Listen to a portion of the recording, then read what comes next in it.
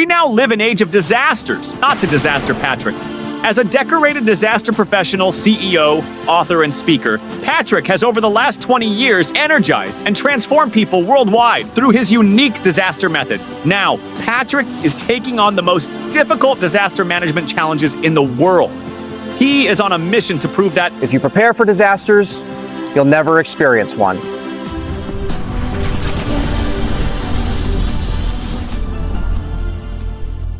Now that we've talked about how Jurassic Park accurately depicts the ready phase of disasters, now let's talk about the react phase, because this is going to be really interesting, because not a lot of disaster movies really show this in a realistic way. When you watch these big disaster movies, you see people acting in an exaggerated manner, doing totally illogical things. I can't help but groan most of the time when I watch them, but Jurassic Park was the first one I ever saw where people were behaving in a way that real people would act in a similar emergency situation. So let's get to it. In the react phase, people really behave in one of three ways. They either fight, flight, or freeze. In the fight phase, it means that they're actually fighting back. There is some way that they are actually going towards whatever the threat is. The flight one is where they go the opposite direction and they run away. And this is very traditional in disaster movies. You always see it, especially in these apocalyptic films, where people are getting out of their cars and trying to run away from all the, the extraterrestrials that are suddenly landing or the buildings exploding around them, because that happens all the time. And the last one is freeze, and this is what a lot of people do when they are faced with a disaster or an emergency situation.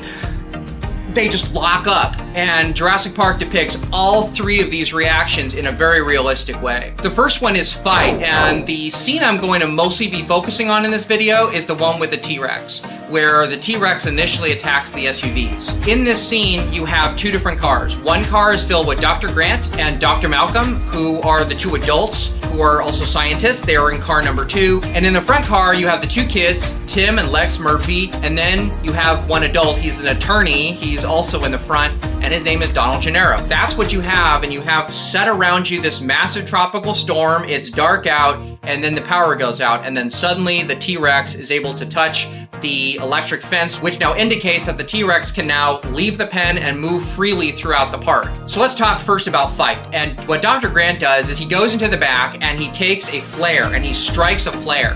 He strikes the flare because he believes that by showing movement, and that's one of the recurring themes throughout the movie, by actually showing movement in front of the T-Rex, he will distract its attention away from the kids. So not only is he taking a direct path towards a threat, he's doing so to protect everyone else around him. That's not something you see in a lot of disaster movies, especially when people do these kinds of self-sacrifices. They do them in a very illogical manner. There's no scientific basis around them, or people are just doing it for the dramatics of it. The filmmakers are just simply trying to depict something very dramatic or sad. Not in Jurassic Park. It's done in a very scientific manner and done in a way to draw the animal away from others and towards himself. That is the perfect fight response. He doesn't have to have a rocket-propelled grenade or an automatic weapon. Instead, it's just a simple flare, where every other disaster movie is all about fighting fire with fire, when a lot of times that's not the way fight works. The second is flight, and in the same depiction, in the same scene, Donald Gennaro, who is the lawyer who is in the first car, is very much afraid, and this is probably, no matter how we feel, the way he reacted is likely how most of us would react if we were being chased by a T-Rex. He actually runs out of the car and he goes into one of the side huts, which is actually a bathroom, and he later gets eaten there.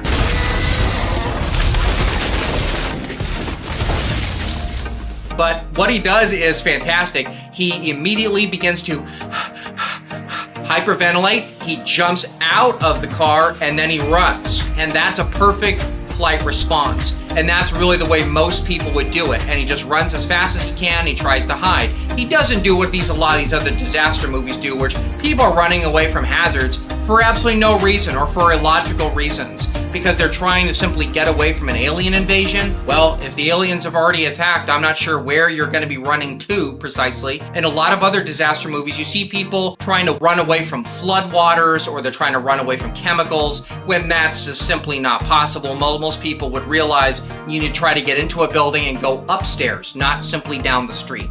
That is something that is completely illogical, but I see it in every single disaster movie. And the last one is freeze, and Lex's response is absolutely perfect because when she initially sees the T-Rex, she actually physiologically shows that freezing response, where in a lot of disaster movies, I see it as an affectation. They're either just trying to be tactical as if you're going to be able to fight back against a T-Rex, or you're going to fight back against some alien invasion. I don't know how in the world you're going to do that. People freeze, they try to freeze in sort of a tactical sense as if they're trying to get a one-up on the aliens, where that's not going to happen. But Lex freezes up in a way that most people that I have seen freeze up in emergency situations.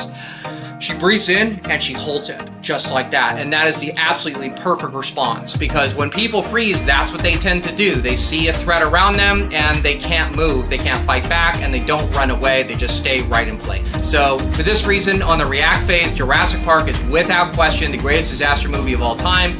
In the next video, it's gonna be really exciting because now we're gonna get to the meat and potatoes of it. We're gonna talk about evacuation, shelter in place, and lockdown. And don't forget, if you prepare for a disaster, you'll never experience one.